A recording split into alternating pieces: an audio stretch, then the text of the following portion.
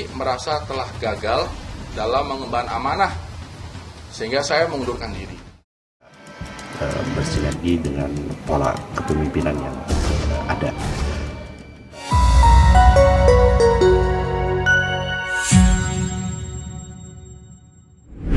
Luki Hakim mengundurkan diri dari jabatannya sebagai Wakil Bupati Indramayu.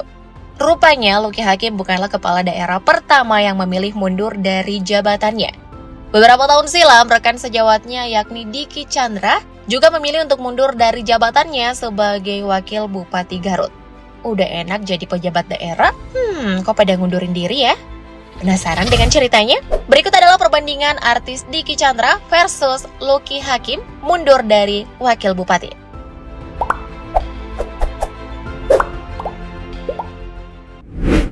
Profil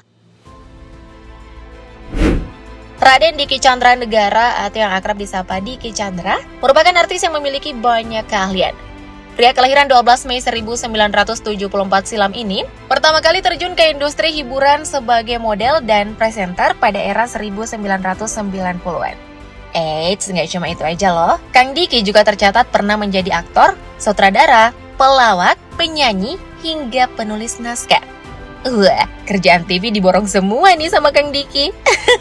Selain sukses di dunia hiburan tanah air, aktor senior satu ini juga diketahui pernah terjun ke dunia politik sebagai pejabat daerah. Sayangnya, kiprah Kang Diki di dunia politik tidak berlangsung lama karena memilih untuk mengundurkan diri. Mau tahu alasannya? Tonton videonya sampai habis ya. Beralih ke Luki Hakim. Pemilik nama asli Lukman Hakim ini merupakan aktor, penulis, dan politikus kelahiran Cilacap 12 Januari 1978 silam. Dalam merintis karirnya sebagai aktor, Luki telah membintangi berbagai judul film dan sinetron. Selain itu, Luki juga tercatat pernah menjadi eksekutif produser dan telah menghasilkan puluhan judul FTV. Merasa memiliki popularitas yang besar, Luki akhirnya memilih untuk terjun ke dunia politik sebagai pejabat daerah. Terlepas dari karirnya di dunia politik yang harus kandas di tengah jalan, ternyata kehidupan percintaan Luki juga memiliki nasib yang sama dengan karir politiknya. Ya, seperti informasi yang telah beredar di media massa, Luki Hakim merupakan seorang duda yang sudah 2 kali bercerai. Pertama kali menikah, Luki diketahui mempersunting seorang wanita bernama Indadari Mindrayanti pada tahun 2006 silam. Dikaruniai 1 anak bernama Nokia Alike Putri Hakim. Biduk rumah tangga Luki dan Indadari berakhir pada tahun 2010. Selama 6 tahun menduda, Luki akhirnya bertemu dengan Tiara Dewi. Keduanya pun dikabarkan menikah siri pada Desember 2016 dan meresmikan pernikahannya di bulan Januari 2017. Sayangnya, rumah tangga Luki dan Tiara hanya bertahan sekitar 6 bulan dan resmi bercerai pada September 2017. Semoga segera dipertemukan dengan jodoh barunya ya. Kisah yang berbeda justru datang dari Diki Chandra. Kang Diki diketahui telah menikah dengan Rani Permata pada tahun 1999 silam. Menariknya, pasangan yang dipertemukan lewat sinetron ini hanya membutuhkan waktu sekitar 40 hari untuk berkenalan dan akhirnya menikah. Meskipun waktu perkenalan mereka terbilang singkat, namun siapa sangka, kini pernikahan mereka sudah memasuki usia 24 tahun. Dan selama itu juga Rani Permata telah menjadi saksi hidup bagaimana perjuangan Kang Diki meniti karir sebagai seorang artis dan politisi. Taulah ya, kalau jadi politisi kan harus punya support system yang luar biasa. Diketahui Diki Chandra nekat terjun ke dunia politik tanpa bergabung ke partai apapun alias independen. Tepatnya di tahun 2008, Kang Diki mencalonkan diri sebagai wakil bupati mendampingi Aceng HM Fikri dalam pemilihan umum Bupati Garut periode 2009-2013. Meskipun maju lewat jalur independen, pasangan ini berhasil memenangkan pemilu dan resmi dilantik pada Januari 2009. Namun pada tahun 2011, Kang Diki memilih mundur dari jabatannya. Kemudian di tahun 2017, lelaki kelahiran Tasikmalaya ini kembali mencoba peruntungannya di dunia politik. Saat itu Kang Diki maju sebagai calon wali kota Tasikmalaya. Sayangnya Kang Diki belum berhasil meraih suara terbanyak. Jangan berkecil hati ya Kang, kan masih ada pemilu selanjutnya.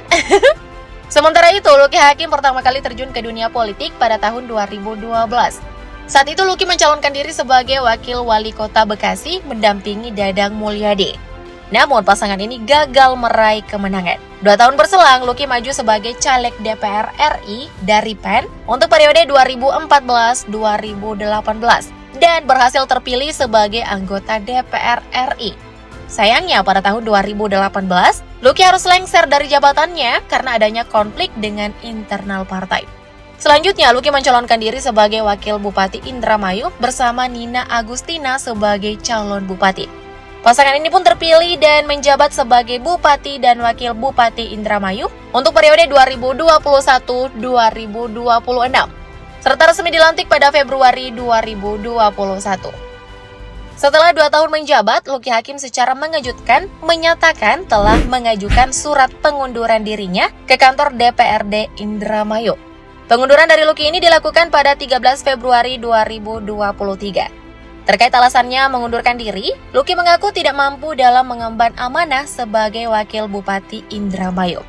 Amanah yang ia maksud adalah gagal memenuhi janji-janjinya saat kampanye. Terlepas dari alasan pribadinya, banyak juga netizen yang menilai bahwa Lucky terlibat konflik dengan sang bupati. Menurut kalian gimana nih? Sementara itu, Dicky Chandra yang pernah menjabat sebagai Wakil Bupati Garut periode 2009-2013 juga pernah berada di posisi tersebut. Sekitar 2 tahun sebelum masa jabatannya berakhir, Kang Dicky memilih mundur dari posisinya sebagai orang nomor 2 di Garut. Terkait alasannya, Kang Dicky merasa mengalami permasalahan ekonomi selama menjabat. Karena tidak ingin menyalahgunakan posisinya, Kang Dicky akhirnya memilih untuk mengundurkan diri. Selain itu, Kang Dicky juga merasa mulai berbeda pendapat dengan sang bupati. Katanya sih, Pak Bupatinya mulai nggak konsisten gitu dengan visi misi awal mereka. Makanya Kang Dicky milih mundur deh. Sempat mengalami permasalahan ekonomi pasca menjabat sebagai Wakil Bupati Garut periode 2009-2013, rupanya harta kekayaan Dicky Chandra juga tidak bisa dipandang sebelah mata. Berdasarkan data terakhir laporan harta kekayaan penyelenggara negara atau LHKPN KPK pada tahun 2016 silam, Kang Dicky tercatat memiliki kekayaan senilai 6,1 miliar rupiah. Nominal tersebut diketahui saat Kang Dicky hendak mencalonkan diri sebagai wali kota Tasikmalaya. Kalau untuk hartanya sekarang belum tahu juga sih, tapi kalau dikira-kira ya nyampe lah di angka miliaran rupiah. Sedangkan untuk harta kekayaan Lucky Hakim, total harta kekayaannya mencapai 11,7 miliar rupiah. Hal ini terungkap dalam LHKPN miliknya.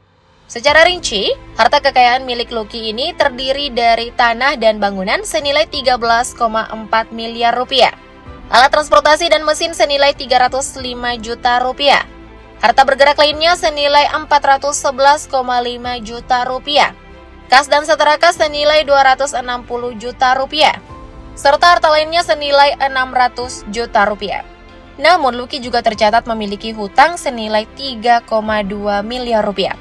Dengan begitu, total kekayaan yang dimilikinya adalah sebesar 11.776.500.000 rupiah atau 11,7 miliar rupiah.